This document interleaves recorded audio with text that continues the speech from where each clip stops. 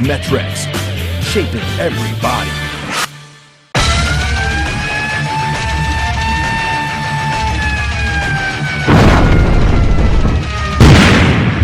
This is Dave Palumbo with RxMuscle.com in the Art Asylum with Cody Lewis. We're here 1 week out from the 2010 IFBB North American Teen Championships. We're going to be doing a little arm training here at Intersport Fitness in Modesto, California. Welcome, Cody. How's it going, Dave? Last we talked was a couple weeks prior to the Teen Nationals. That show has taken place. You won the heavyweight class there, lost a very close overall and a somewhat controversial decision. I know you've regrouped. I know you're hungrier than ever, and it was kind of apropos that they started this North American Teen National Championships right after this the regular Teen Nationals.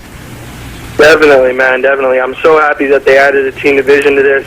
It's, I was a little upset. It was the decision last time. I was not really because of the decision. I was more upset because I wanted to end my teen career and start moving forward with the overall title for a base. And now I actually have a second chance to do something even bigger. So I'm really excited about this, and everything happens for a reason, and it was just a blessing in disguise. So sure, I'm really happy about it. And you know, it was probably one of the best teen nationals, like I said, in a very, very long time, and I was excited just watching it. So you know, the fact that you were in it, I'm sure 10 years from now you guys will still be talking about this, you know, when you guys are all pros.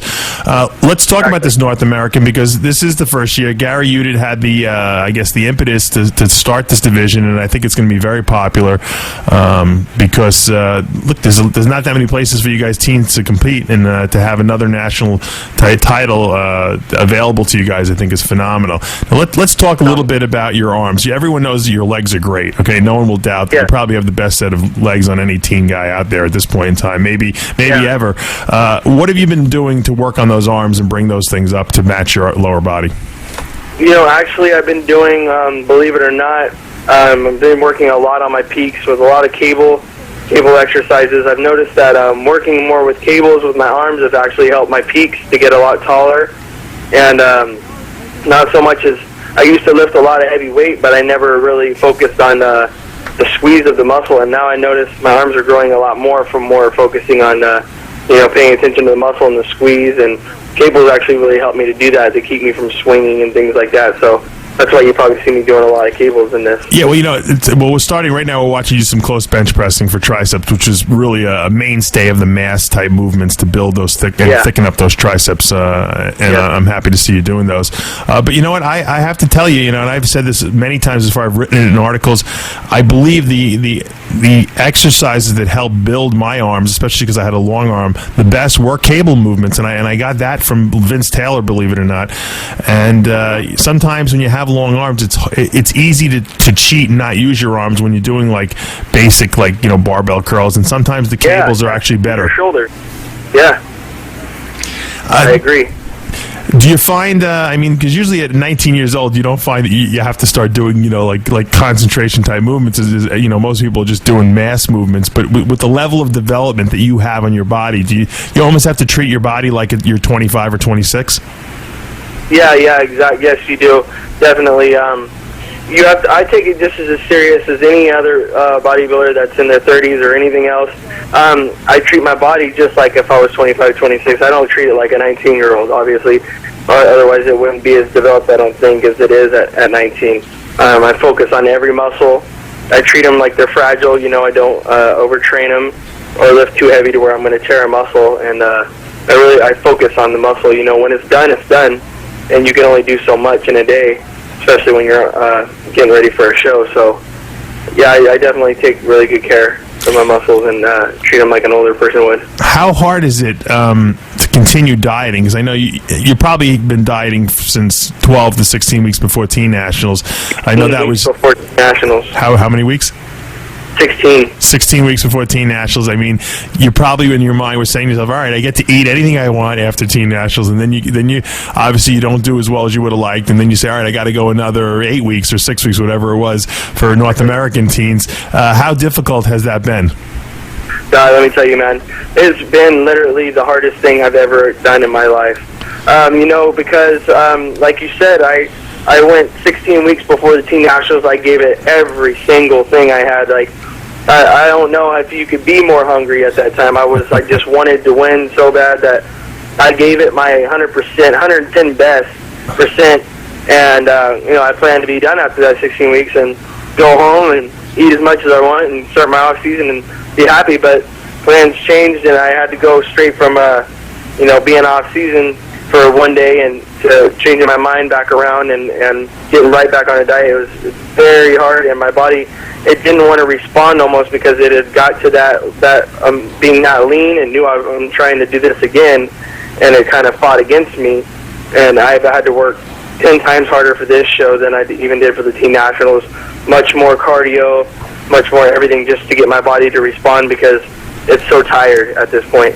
Well, people don't understand. It's very hard to peak your body twice, especially with the level of peak that you had reached in 1 year, especially in one year in a very close proximity to itself. It's one thing when you go week to week or 2 weeks apart, but you had to wait 6 weeks, 7 weeks. I mean, that's a long time between shows. Yeah, exactly. And to keep the size and try to re-peak it and be as lean, it's like it's such a science. You know what I mean? It's no matter how much hard work's put into it, there's so much science behind it too. You know. How have you modified your diet? Have you added more food? Have you taken food away? I mean, what is your diet like now after? Because you're peaked out for Teen Nationals. I mean, what do you do at that point? I did change my diet. I didn't change my diet. Obviously, my trainer changed my diet.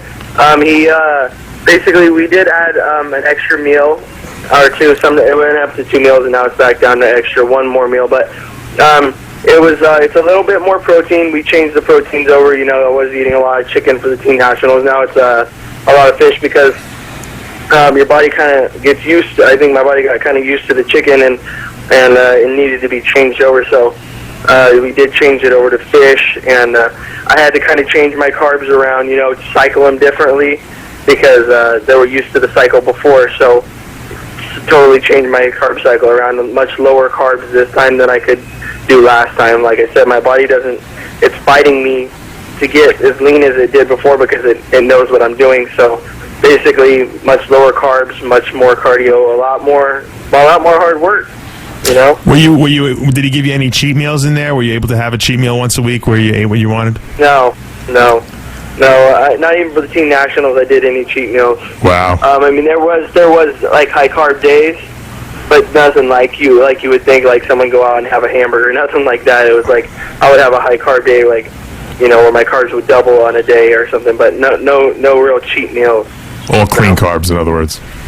Yeah. So pretty much for the last 20 weeks, I've been pretty much without cheat meals. I've had, like maybe 12 weeks ago I had a cheat meal, and then after my show I had a cheat meal, but I haven't really had had any goodies since, so I'm dying to eat some goodies, man. You must be a real pleasure to be around. My God, probably driving everyone nuts at home. I really try to treat my parents the best I can, but it's more at the gym that I get real focused, and people try to talk to me. I kind of get grouchy with them because, I'm not there to make friends, but my parents and stuff, I try to be as nice as I can to them because they do so much for me. Yeah, so. You're lucky in that sense. Let's talk a little bit about some of these concentration curls I'm watching you do here. I'm sure being a guy who's been trying to put mass on for the last couple of years, you're used to swinging some heavy weights. How difficult was it for you to kind of put your ego aside and go a little lighter to really work these concentration movements that you're doing here? At first, it was kind of hard to put my ego to the side. I was so used to being around 280 pounds and picking up crazy weights, and everybody staring at me to lifting a lot lighter weight than most of the people in the gym. But it was real hard in that case. But once I started seeing the results, it made it way easier because it was like, man, it's worth it. What works works, and you just gotta learn to kind of forget what people think and just do what works for you. Right.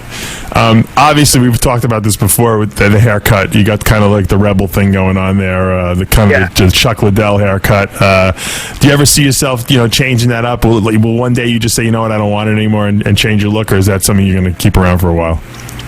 I think I'm going to keep it around for a while. Maybe, I might do little cool things with it and stuff. Like, make things new, do little things. But I like it because it's almost like a signature look. Some people, they hate it. I got a lot of people saying, "Oh, the stupid Mohawks, why you lost?" But come on, we know better than that. You don't lose because of your hair in bodybuilding, No. But a lot of people. There's a lot of people that don't like it, and then there's a lot of people that do. They say, it's really original, and a lot of people they know me by it. Like, oh, that's Cody Lewis. That's the guy with the Mohawk. They see me. Like, I went to Vegas, and I had a lot of people coming up to me in the mall and stuff, and they recognize me because of my Mohawk, and they're shaking my hand, and so I like that. I like the fact that I'm recognized for, like, my Mohawk and stuff like that. Now, you're a good-looking guy, obviously. I could say that. I think no one's going to deny that. Do you think, like, you're maybe missing out? Like, maybe you'd get some movie roles or something like that if you had more of a normal haircut? Or is that not something you're worried about at this point? I've heard that a few times. I've heard that from some people. Like, I've heard that, oh, I could get you a shoot with Muscle and Fitness if you will change your hair. But then, then I got other magazine companies that say, don't change your hair, don't worry about it. It's a cool look, it's a new look. So it's kind of like 50-50, right. I do think, there might be some opportunities with it, and then there's opportunities without it, In other words, if someone came to you and said, I'm going to put you in a movie, if you grow your hair out, you'd grow it out, in other words. Yeah, of course, depending on the movie. Right, yeah, we're not talking about a porn movie, we're talking about, like, a real movie, yeah.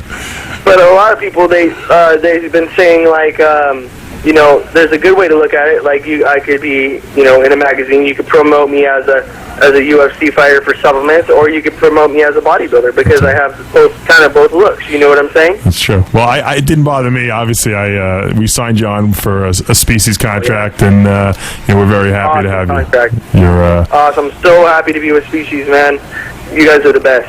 Definitely the best. And I love your supplements. It's like I can take them on season and off season. A lot of these supplement companies, they make these bulking powders or proteins that are so fatty. There's no way you're going to touch that getting ready for a show. But with your stuff, it's all lean. It's pure. I love it. Well, I'm glad you're getting some good results out of it. Let's fantasize a little bit. After this show's over, where does Cody Lewis go from here? Because obviously you have to step up to the open men's category at that point. Do you take a year off? Do you wait till later next year? What is your mindset at this point as far as competing for next season? I definitely plan to take some good time off. I don't know if I'll take a full year off, maybe 9 months, maybe a year, depending on how much size I can really put on. And then I do want to do some maybe junior nationals, maybe a junior USA or a national qualifying show.